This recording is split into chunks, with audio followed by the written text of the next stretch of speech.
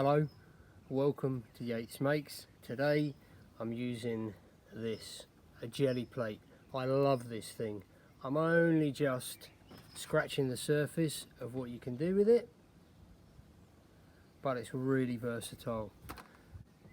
Today I'm going to be sharing with you some of my experiments combining the Gelli plate with block printing, relief printing using lino, masking tape, some collage techniques that are loads of fun, could be useful for illustration and journaling for those of you out there that love that sort of thing.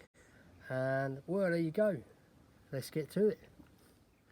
So I was first introduced to Gelli printing, Gelli plate printing, by my friend up in Scotland, MA, and we did these kind of textured, very colourful, abstract pieces together whilst on holiday.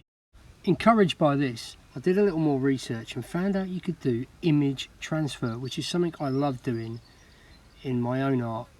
So, how does it work? Well, acrylic paint seems to be what most people use in very thin layers. Now, as you'll see here, I'm inking up with a brayer and I've got some fairly glossy magazine text, layering it up. And I'm not pressing too hard here, just enough for the paper to make contact, lift off after a few seconds, and you'll see that the blacker the ink, it resists, and that paper lifts off the acrylic.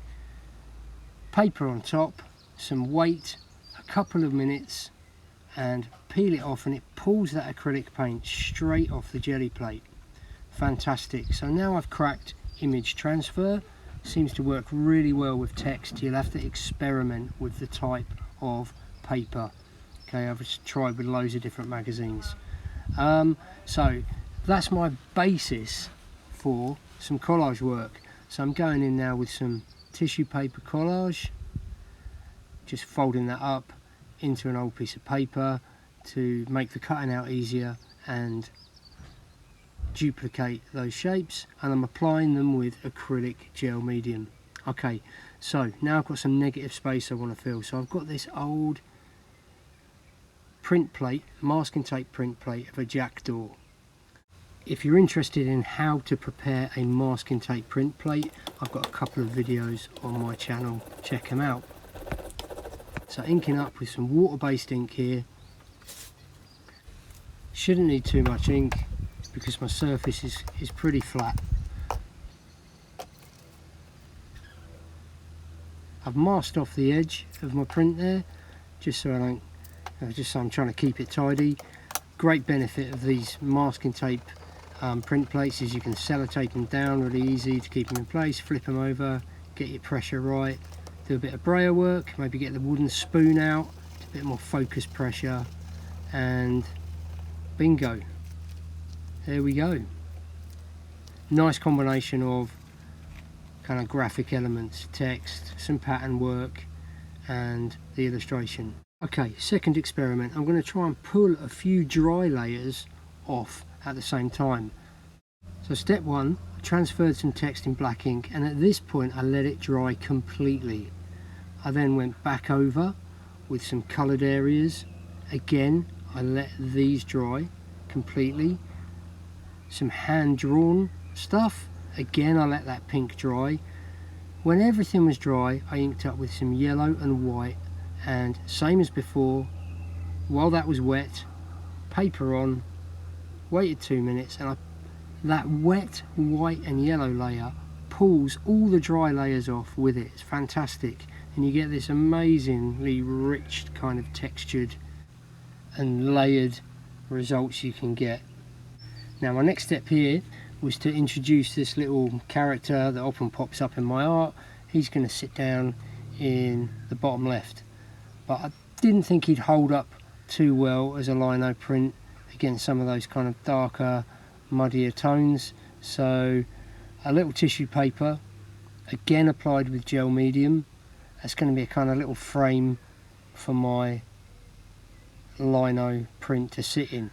Now, I'm going to introduce a technique here. Rather than lino print him straight on, I'm going to lino print him onto tracing paper. So again, some water-based inks, inking up, transfer them onto some tracing paper, and this I intend to cut out and collage on to that area of my Gelli print. So a little bit of pressure, let that dry. Now this is really important. This is a tip I picked up from the Collage workbook. Seal your tracing paper prints with plastic coat, a clear varnish.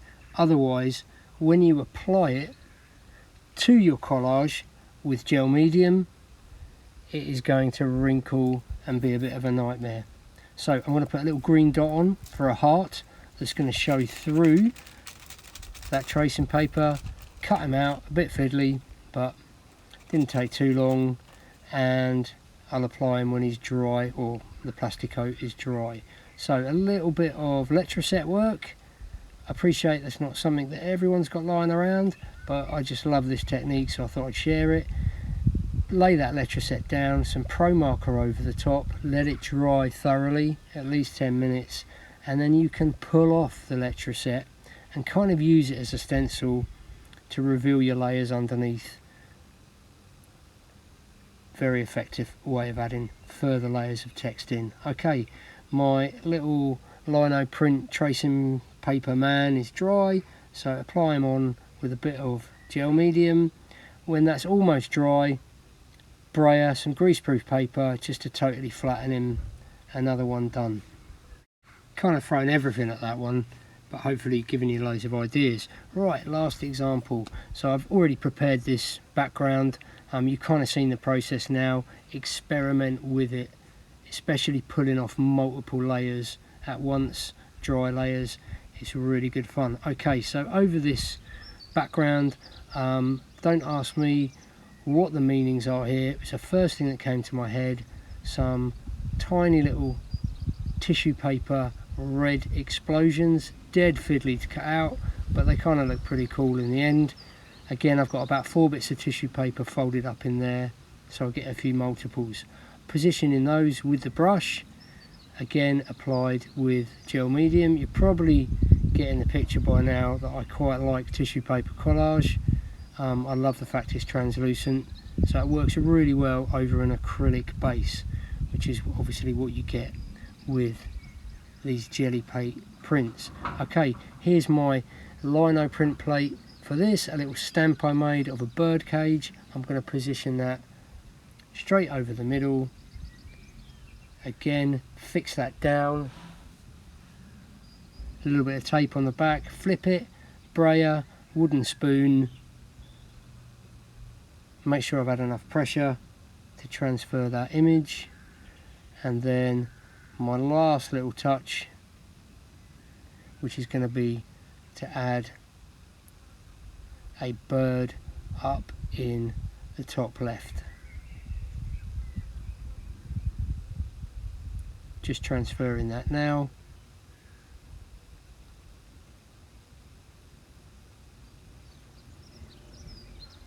And there you go, another one done. There you go, the Gelli plate. Definitely something I'm going to be using a lot more of. Might invest in a few different sizes of them. If you enjoyed the video today, don't forget to subscribe, like, share, comment below, and look forward to seeing you in the next video. Take it easy. See you soon.